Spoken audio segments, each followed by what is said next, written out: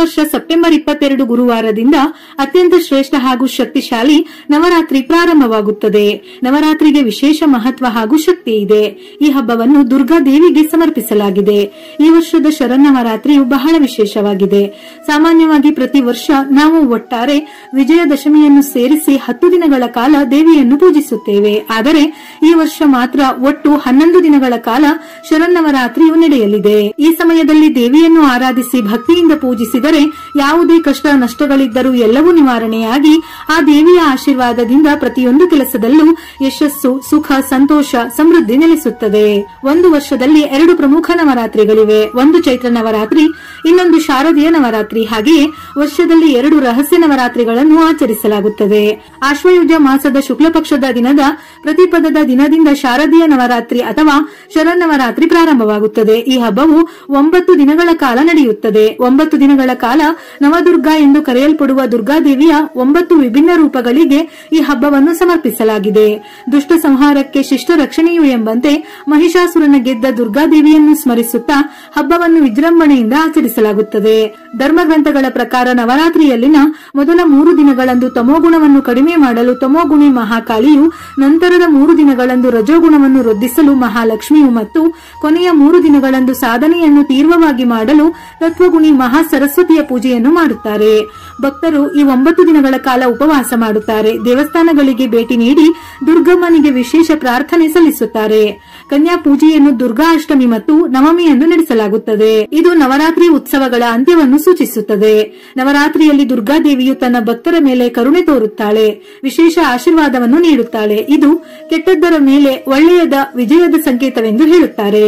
9 ದಿನಗಳ ಕಾಲ ಮಹಿಷಾಸುರನೊಂದಿಗೆ ಹೋರಾಡಿ 10ನೇ ದಿನ ಅವನನ್ನು ಕೊಂದು ಮಹಿಷಮರ್ದಿನಿ ಎಂಬ ಹೆಸರು ಪಡೆಯುತ್ತಾಳೆ ದುರ್ಗಾಮಾತೆ. ಹಾಗಾಗಿ ಈ 9 ದಿನಗಳನ್ನು ನವರಾತ್ರಿ ಎಂದು ಹಾಗೂ 10ನೇ ದಿನವನ್ನು ವಿಜಯದಶಮಿ ಎಂದು ಆಚರಿಸಲಾಗುತ್ತದೆ.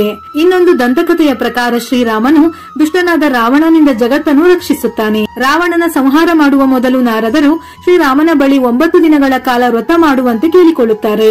ಹೀಗೆ ವ್ರತ ಆಚರಿಸಿದ ನಂತರ ಶ್ರೀರಾಮ ರಾವಣನ ಸಂಹಾರ ಮಾಡುತ್ತಾನೆ. ಇದರಿಂದ ನವರಾತ್ರಿ ಆಚರಿಸಲಾಗುತ್ತದೆ ಎಂಬುದು ಕೂಡ ಪ್ರತೀತಿ. ಈ ವರ್ಷ ಶರನ್ನವರಾತ್ರಿಯು ಪಂಚಾಂಗದ ಪ್ರಕಾರ ಆಶ್ವಯುಜ ಮಾಸದ ಶುಕ್ಲ ಪಕ್ಷದ ಪ್ರತಿಪದ ತಿಥಿ ಸೆಪ್ಟೆಂಬರ್ 22ರ ಬೆಳಗಿನ ಜಾವ 1:23 ಪ್ರಾರಂಭವಾಗಿ ಸೆಪ್ಟೆಂಬರ್ 23ರ ಬೆಳಗಿನ ಜಾವ 2:55 ಕೊನೆಗೊಳ್ಳುತ್ತದೆ. ಉದಯ ತಿಥಿಯ ಪ್ರಕಾರ ಈ ಶಾರದೀಯ ನವರಾತ್ರಿಯು ಸೋಮವಾರ ಸೆಪ್ಟೆಂಬರ್ 22ರಿಂದ ಪ್ರಾರಂಭವಾಗಿ ಉತ್ಸವವು ಗುರುವಾರ ಅಕ್ಟೋಬರ್ 2ರಂದು ಮುಕ್ತಾಯಗೊಳ್ಳಲಿದೆ. ಕಲಶ ಸ್ಥಾಪನೆಯ ದಿನಾಂಕ ನವರಾತ್ರಿಯ ಮೊದಲ ದಿನ ಅಂದರೆ ಸೆಪ್ಟೆಂಬರ್ 22ರಂದು ಕಲಶವನ್ನು ಸ್ಥಾಪಿಸಲಾಗುತ್ತದೆ.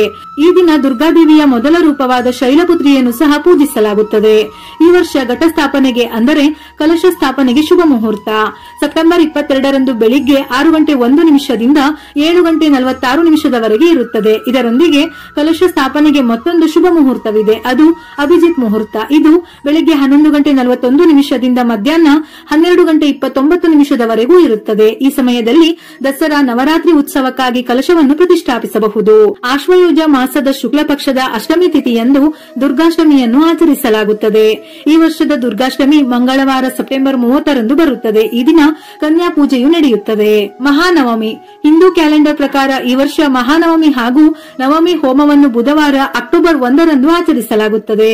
ಶರನ್ನವರಾತ್ರಿ 2025ರ ದಿನಾಂಕಗಳು ಮತ್ತು ದೇವಿಯ ಅಲಂಕಾರ. ಈ ವರ್ಷ ವಿಜಯದಶಮಿ ಸೇರಿ ಒಟ್ಟು 11 ದಿನ ನವರಾತ್ರಿ ಬಂದಿರುವ ಕಾರಣ ದೃಕ್ ಪಂಚಾಂಗದ ಸಂಪ್ರದಾಯವನ್ನು ಅನುಸರಿಸುತ್ತಿದ್ದವರು ಈ ಕೆಳಗಿನ ದಿನ ಮತ್ತು ದೇವಿಯ ಅಲಂಕಾರವನ್ನು ಅನುಸರಿಸಿ. ನವರಾತ್ರಿಯ ಮೊದಲ ದಿನ ಸೆಪ್ಟೆಂಬರ್ 22 ಸೋಮವಾರ ಶೈಲಪುತ್ರಿ ಅವತಾರ ಪೂಜೆ ಕಲಶ ಸ್ಥಾಪನಾ ದಿನ. ನವರಾತ್ರಿಯ 2ನೇ ದಿನ ಸೆಪ್ಟೆಂಬರ್ 23 ಮಂಗಳವಾರ ಅಮ್ಮನವರ ಬ್ರಹ್ಮಚಾರಿಣಿ ಪೂಜೆಯ ದಿನ. ನವರಾತ್ರಿಯ 3ನೇ ದಿನ ಸೆಪ್ಟೆಂಬರ್ 24 ಬುಧವಾರ ಚಂದ್ರಘಂಟಾ ಮಾತಾ ಆರಾಧನಾ ದಿನ. ನವರಾತ್ರಿಯ 4ನೇ ದಿನ ಸೆಪ್ಟೆಂಬರ್ 25 ಗುರುವಾರ ಚಂದ್ರಘಂಟಾ ದೇವಿಯ ಆರಾಧನೆಯನ್ನೇ ಮಾಡಬೇಕು. ನವರಾತ್ರಿ 3 ಮತ್ತು 4ನೇ ದಿನ ಅಂದರೆ ಬುಧವಾರ ಮತ್ತು ಗುರುವಾರ 2 ದಿನ ಸೂರ್ಯೋದಯದ ಸಮಯದಲ್ಲಿ ತೃತೀಯ ತಿಥಿ ಇರುವ ಕಾರಣ 2 ದಿನವನ್ನು ಸಹ ನವರಾತ್ರಿಯ 3ನೇ ದಿನವೆಂದೇ ಪರಿಗಣಿಸಿ ತಾಯಿ ಚಂದ್ರಘಂಟಾ ದೇವಿಯನ್ನು ಆರಾಧಿಸಬೇಕು. ಈ ನಿಯಮವು ದೃಕ್ ಪಂಚಾಂಗದ ಸಂಪ್ರದಾಯವನ್ನು ಅನುಸರಿಸುತ್ತಿದ್ದವರು ಮಾತ್ರ ಪಾಲಿಸಬೇಕು. ನವರಾತ್ರಿಯ 4ನೇ ದಿನ ಸೆಪ್ಟೆಂಬರ್ 26 ಶುಕ್ರವಾರ ತಾಯಿ ಕೂಷ್ಮಾಂಡ ಪೂಜಾ ದಿನ. ನವರಾತ್ರಿ 5ನೇ ದಿನ ಸೆಪ್ಟೆಂಬರ್ 27 ಶನಿವಾರ ಸ್ಕಂದಮಾತಾ ದೇವಿಯ ಆರಾಧನೆಯ ದಿನ. ನವರಾತ್ರಿಯ 6ನೇ ದಿನ ಸೆಪ್ಟೆಂಬರ್ 28 ಭಾನುವಾರ ಕಾತ್ಯಾಯಿನಿ ದೇವಿಯ ಆರಾಧನೆಯ ದಿನ. ನವರಾತ್ರಿಯ 7ನೇ ದಿನ ಸೆಪ್ಟೆಂಬರ್ 29 ಸೋಮವಾರ ಸರಸ್ವತಿ ಆವಾಹನ ಕಾಳರಾತ್ರಿ ಆರಾಧನಾ ದಿನ. ನವರಾತ್ರಿಯ 8ನೇ ದಿನ ಸೆಪ್ಟೆಂಬರ್ 30 ಮಂಗಳವಾರ ತಾಯಿ ಮಹಾಗೌರಿಯ ಆರಾಧನೆಯ ಜೊತೆ ಸರಸ್ವತಿ ಪೂಜೆ. ನವರಾತ್ರಿಯ 9ನೇ ದಿನ ಅಕ್ಟೋಬರ್ 1 ಬುಧವಾರ ಸಿದ್ಧಿದಾತ್ರಿಯ ಆರಾಧನೆಯ ಜೊತೆ ದುರ್ಗಾಷ್ಟಮಿ ಮಹಾನವಮಿ. ಅಕ್ಟೋಬರ್ 2 ಗುರುವಾರ ವಿಜಯದಶಮಿ ಆಚರಣೆ, ದುರ್ಗಾ ವಿಸರ್ಜನೆ ಹಾಗೂ ದಸರಾ ಹಬ್ಬ. ಇನ್ನು ಒಂಟಿಕೊಪ್ಪಲ್ ಪಂಚಾಂಗದ ಸಂಪ್ರದಾಯವನ್ನು ಅನುಸರಿಸುತ್ತಿದ್ದವರು ಈ ಕೆಳಗಿನ ದಿನ ಮತ್ತು ದೇವಿಯ ಅಲಂಕಾರವನ್ನು ಅನುಸರಿಸಿ.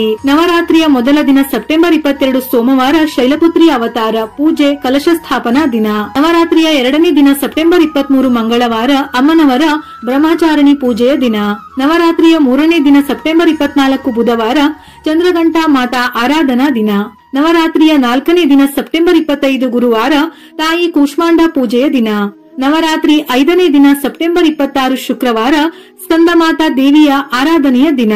ನವರಾತ್ರಿಯ 6ನೇ ದಿನ ಸೆಪ್ಟೆಂಬರ್ 27 ಶನಿವಾರ ಸ್ಕಂದಮಾತಾ ದೇವಿಯ ಆರಾಧನೆಯನ್ನೇ ಮಾಡಬೇಕು. ನವರಾತ್ರಿಯ 5 ಮತ್ತು 6ನೇ ದಿನ ಅಂದರೆ ಶುಕ್ರವಾರ ಮತ್ತು ಶನಿವಾರ ಎರಡೂ ದಿನ ಸೂರ್ಯೋದಯದ ಸಮಯದಲ್ಲಿ ಪಂಚಮಿ ತಿಥಿ ಇರುವ ಕಾರಣ ಎರಡೂ ದಿನವನ್ನು ಸಹ ನವರಾತ್ರಿಯ 5ನೇ ದಿನವೆಂದೇ ಪರಿಗಣಿಸಿ ತಾಯಿ ಸ್ಕಂದಮಾತಾ ದೇವಿಯನ್ನು ಆರಾಧಿಸಬೇಕು. ಈ ನಿಯಮವು ಒಂಟಿಕೊಪ್ಪಲ್ ಪಂಚಾಂಗದ ಸಂಪ್ರದಾಯವನ್ನು ಅನುಸರಿಸುತ್ತಿದ್ದವರು ಮಾತ್ರ ಪಾಲಿಸಬೇಕು.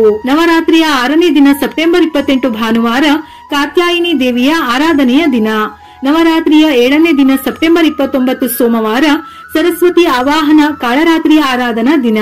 ನವರಾತ್ರಿಯ 8ನೇ ದಿನ ಸೆಪ್ಟೆಂಬರ್ 30 ಮಂಗಳವಾರ ತಾಯಿ ಮಹಾಗೌರಿಯ ಆರಾಧನೆಯ ಜೊತೆ ಸರಸ್ವತಿ ಪೂಜೆ. ನವರಾತ್ರಿಯ 9ನೇ ದಿನ ಅಕ್ಟೋಬರ್ 1 ಬುಧವಾರ ಸಿದ್ಧಿದಾತ್ರಿಯ ಆರಾಧನೆಯ ಜೊತೆ ದುರ್ಗಾಷ್ಟಮಿ ಮತ್ತು ಮಹಾನವಮಿ. ಅಕ್ಟೋಬರ್ 2 ಗುರುವಾರ ವಿಜಯದಶಮಿ ಆಚರಣೆ, ದುರ್ಗಾ ವಿಸರ್ಜನೆ ಮತ್ತು ದಸರಾ ಹಬ್ಬ. ಮೇಲೆ ಹೇಳಿದ ಮಾಹಿತಿಯನ್ನು ಒಮ್ಮೆ ಸರಿಯಾಗಿ ಗಮನಿಸಿ ಯಾವ ಪಂಚಾಂಗದ ಸಂಪ್ರದಾಯದ ಪ್ರಕಾರ ಇಷ್ಟು ವರ್ಷ ಅನುಸರಿಸುತ್ತಿದ್ದೀರೋ ಅದೇ ಪಂಚಾಂಗದ ಸಂಪ್ರದಾಯದಂತೆ ನವರಾತ್ರಿಯನ್ನು ಆಚರಿಸಿ. ನಿಮ್ಮ ಮನಸ್ಸಿನಲ್ಲಿರುವ ಕೋರಿಕೆಯೆಲ್ಲ ಇಷ್ಟಾರ್ಥ ಸಿದ್ಧಿಯಾಗಿ ಸುಖ ಸಂತೋಷ ಸಮೃದ್ಧಿ ನೆಲೆಸಿ ದುರ್ಗಾ ದೇವಿ ನಿಮ್ಮೆಲ್ಲರಿಗೂ ಒಳ್ಳೆಯದು ಮಾಡಲಿ. ವಿಡಿಯೋ ಇಷ್ಟ ಆಗಿದ್ದಲ್ಲಿ ಮರೆಯದೆ ಲೈಕ್ ಕೊಟ್ಟು ನಿಮ್ಮವರಿಗೆ ಶೇರ್ ಮಾಡಿ. ಇದೇ ರೀತಿಯ ಮನಮುಟ್ಟುವ ಉಪಯುಕ್ತ ಮಾಹಿತಿಗಳಿಗಾಗಿ ಮತ್ತೆ ಭೇಟಿಯಾಗೋಣ.